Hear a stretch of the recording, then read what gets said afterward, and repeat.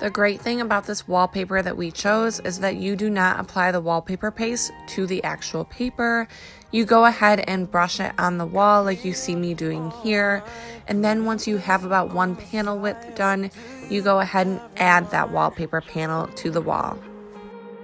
The paste does take a while to dry, so you can readjust and move the panels if you need to.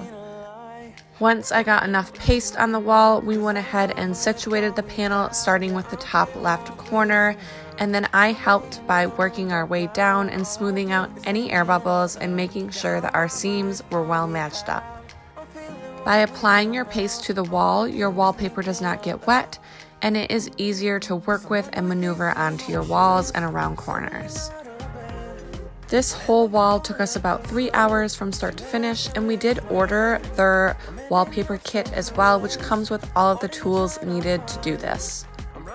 It is so much easier to install wallpaper with 2 people because then you have one person that can paste the wall and the other one that can cut and hang the wallpaper.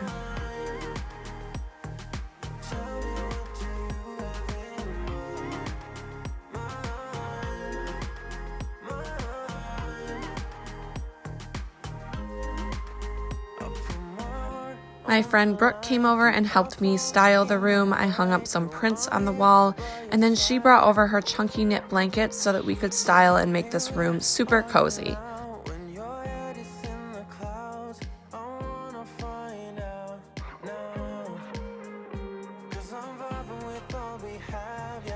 And for the final look, this wall just pops in this room now, and it makes this room so much more cozier and actually separated from the dining room.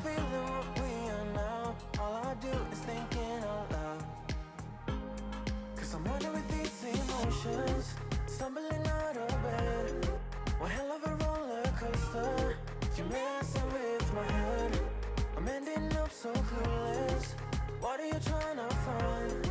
I'm running with these